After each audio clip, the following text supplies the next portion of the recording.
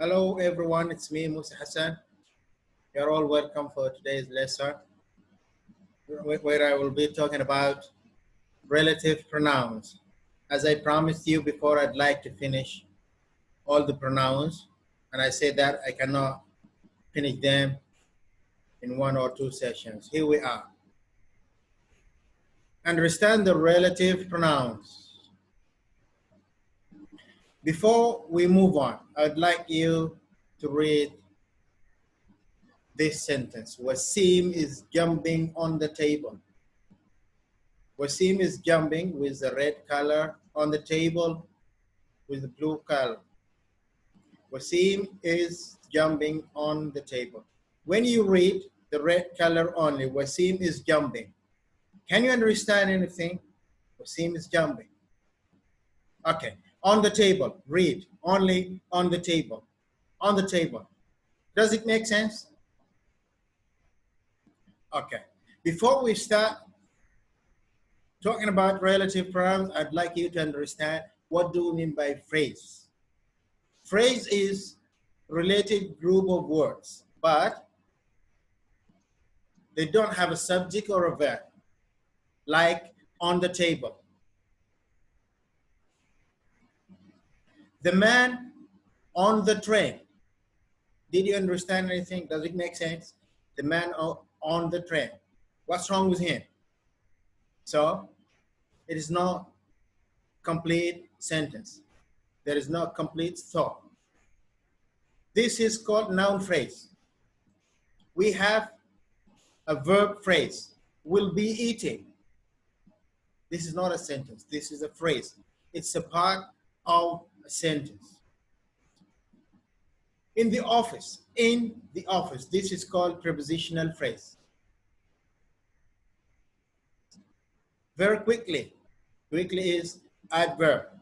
So this is called adverb phrase or adverbial phrase. Now, I will talk about the clause. What do we mean by a clause? A clause is a group of words, have a subject and a verb. It's a simple sentence. This is the simplest sentence structure, subject and verb. Clauses are, we have independent clause. What do we mean by that independent clause? It is a complete thought. When you read it, Wasim is jumping. You understand the meaning. We have a subject, verb. This is called independent clause. The fan is on. Subject, fan, is verb, and a complete thought. The other type is called dependent clause. It cannot stand alone. You cannot read it and understand the meaning completely without independent clause. Dependent clause needs independent clause to be understood. Do not express a complete thought. Like what? If I say, when I take it, did you understand anything? Still the meaning, something is missing in this to be a sentence. Now, let's study this example. When I take it, this is what? This is dependent clause. Cannot stand by itself. The fan is on, independent clause. You can understand the meaning. When you wake up, dependent clause. Put it on the table. This is what? Independent clause. You can understand the meaning. That's good. Another thing I'd like you to understand before I move to relative pronoun. What is the subject? What do we mean by subject? The subject of a sentence. The subject is simply answer this question. Who does the action? Who does the action of the verb? Like this example, Rami came. Rami is the subject. We can say He came. So the subject can be a noun, can be a pronoun, or can be a noun phrase. He is the subject. That's good. Came is the verb. It's the past form of come. Rami came. Rami is the subject. The object. The thing or the person that the verb is done to, or who receives the verb. Like this example, I love chocolate. I is the subject. Love is the verb, chocolate is the object. S stands for subject, love, V stands for verb, chocolate is O, which stands for object. That's good. We have two kinds of object. We have direct object and indirect object. I will talk about this later because it needs time and needs more example to be understood. I will talk about phrase, clause in details, the coming lessons, and also the subject and the object. Moving on. If, as you remember, through the previous lessons, I defined to use the pronoun. We use the pronoun to replace a noun in a sentence. Or why we need to replace the noun to avoid repeating the noun from time to time. That's good. Here we are, relative pronouns. We use the relative pronouns to connect a clause, remember from the previous slides, or phrase to noun or pronoun to connect, or to add more information about something mentioned in the sentence. We use relative pronouns to connect noun or clause, phrase to noun or pronoun, or to add, to give extra information about a noun mentioned in the sentence. What are the relative pronouns? We have who, whom, that, whose, which. And these are the common relative pronouns or relative clauses. They are the common, but we have whoever, whichever, whomever. And sometimes we use when, where, and why as relative pronouns, and I'll show you an example for everyone. Moving on, I'd like you to read this example. The man who lives next door, that means my neighbor, is a teacher. The man who lives next door is a teacher. Who lives next door? This is what? This is called defining relative clause. Why is that? Because it identifies or classifies or tells which person the speaker means. Who lives next door? I'm talking about the man. So who lives next door gives us more information or try to help us to identify which person we are talking about. We cannot omit this type of clause. You cannot. Now try to read the sentence without the relative clause. Just take who lives next door out and read the sentence. The man is a teacher. Which man? You don't know which man I'm talking about. So who lives next door gives us extra information or more information to identify which man we are talking about. We don't need a comma. We don't need a comma to separate the relative clause from the rest of the sentence. We don't need a comma. Remember, this is called defining relative clause because it helps you to identify which person we are speaking about.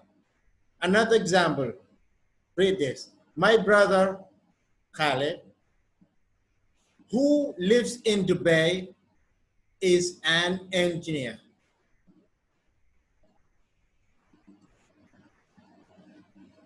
We don't need the relative clause here, who lives in Dubai. This is just give an extra information. The speaker is not trying to help us to identify which person we are talking about, because we already know who's the person we are talking about, my brother Khalid. So we can omit, we can take out the relative clause. If we read the sentence without the relative clause, who lives in Dubai, we still understand the sentence. Try to read it without the relative clause. My brother Khalid is an engineer. So that's why this is called a non-defining relative clause. It's just give extra information. We don't need the relative clause to identify which person. We already know who's the speaker is talking about. It gives extra information.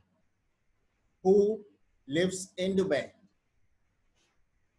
You can leave it out. I mentioned that. And don't forget, we need a comma when using a non-defining relative clause. We need two commas. We need to put the non-defining relative clause between two commas. You see them here. That's good. We use who when we talk about people, not things. The man who lives next door is a teacher. Who? Equal or refers to the man. And the man is what? The man is the subject of the sentence.